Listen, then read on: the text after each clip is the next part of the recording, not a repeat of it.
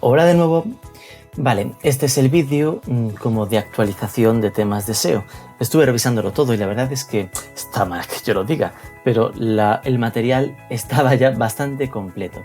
Así que lo único que me ha dado así para hacer era básicamente ver si había cambiado algo importante, ¿no? Del último año para aquí.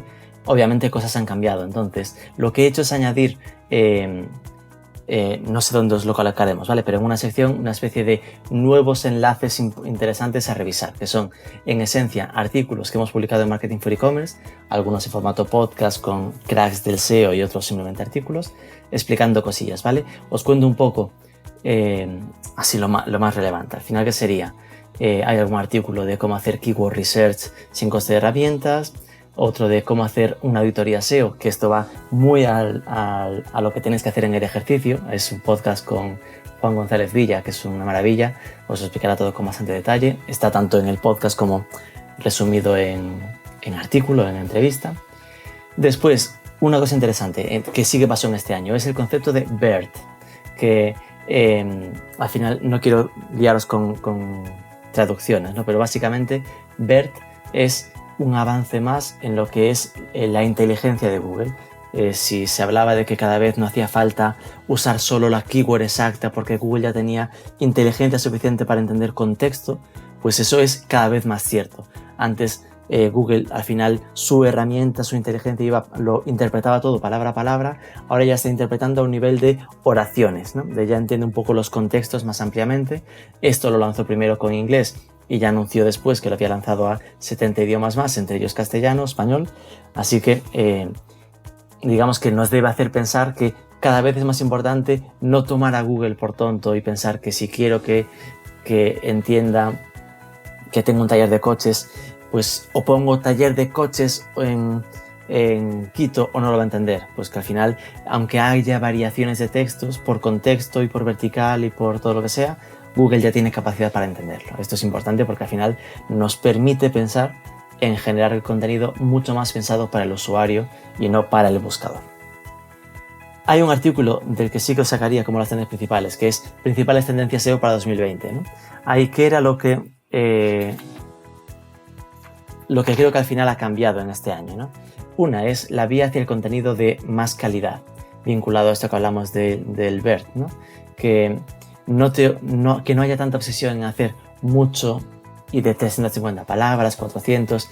Es mejor que ataques a pocas búsquedas y ahí te lo curres bien, te lo trabajes con un artículo amplio y bien elaborado, que no ir a lo que hablamos en otro vídeo de aquello mítico de cómo posicionar tu post de mierda, ¿no? A post del montón, que para eso ya habrá muchos otros que lo hayan hecho y no aportarás valor. Es mejor hacerlo todo aportando un poco de valor, ¿no? Sí que cada vez está pesando más en los criterios de posicionamiento de Google el peso de la marca. Esto es una mala noticia para las marcas pequeñas, ¿no? Porque al final significa que aunque Coca-Cola o Zara no trabajen bien su SEO, pues sus webs van a posicionarse bien, porque al final Google lo que está interpretando es el interés de los usuarios, que si los usuarios hay búsquedas de marca, pues aunque después hagan otras búsquedas no de marca, ya va a interpretar que esas marcas son populares, así que ya solo que existan búsquedas de marca le da puntos para después ser mejor posicionadas. ¿Esto qué quiere decir?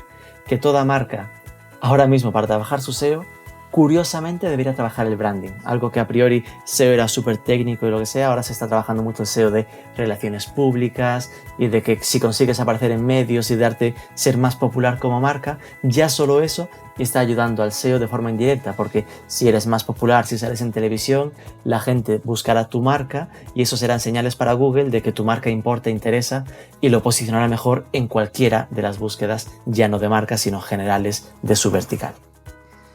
Después, sigue siendo cada vez es más importante la rapidez de carga. Al final, en el fondo, ¿qué es? Todo lo que afecta a la experiencia de usuario. Rapidez de carga de la web es importantísimo y especialmente en el móvil, que además en Ecuador es aún más importante porque el tráfico es mucho más móvil aún, ¿no? Así que tened en mente que las webs tienen que ser ligeras, las fotos pesar poco. Es muy importante los tiempos de carga de las webs. Y después también Google cada vez da más peso, más visibilidad a resultados suyos. el knowledge graph, ¿no? A que de repente te aparezca, haces una búsqueda y te aparece vídeos de YouTube, y te aparece resultados de Google Maps, y te aparece incluso posiciones cero, que te da la respuesta sin posición cero. Se le llama cuando tú buscas un dato y ya te enseña la respuesta sin tener que clicar para descubrirla. Pues esto al final, aunque a priori parezca que a las webs no les interesa, sí que las posiciones ceros, las posiciones destacadas, generan muchísimo tráfico, la gente acaba clicando y profundizando.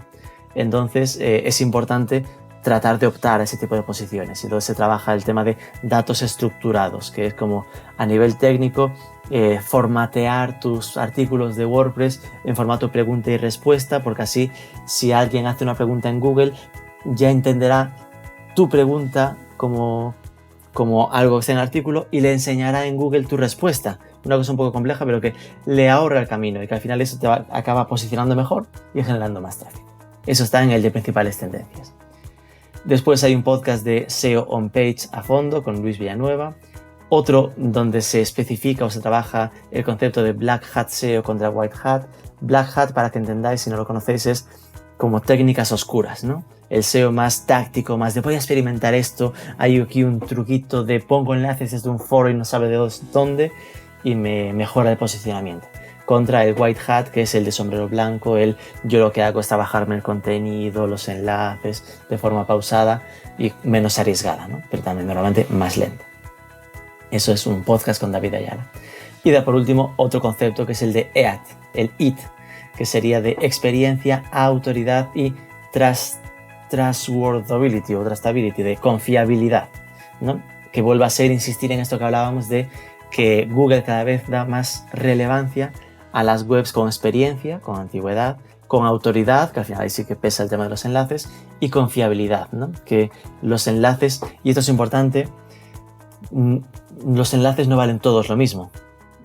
Depende de la calidad de la web que te enlace, pero no solo de su calidad, sino de la relación de esa web con tu contenido. Si es de tu vertical, si hay un enlace si eres un taller y te enlazan desde un taller o de un tema de motor, te pesará más. Pero incluso es importante que tengamos en mente que los enlaces desde dentro de tu propia web también son enlaces a ojos de Google, con lo cual tienes que trabajarte en tu propia web el enlazado interno, el que a un artículo de tu blog, si te interesa empujarlo, lo enlaces desde otros artículos o desde otras partes de la web, porque eso igualmente siguen siendo pistas positivas para Google.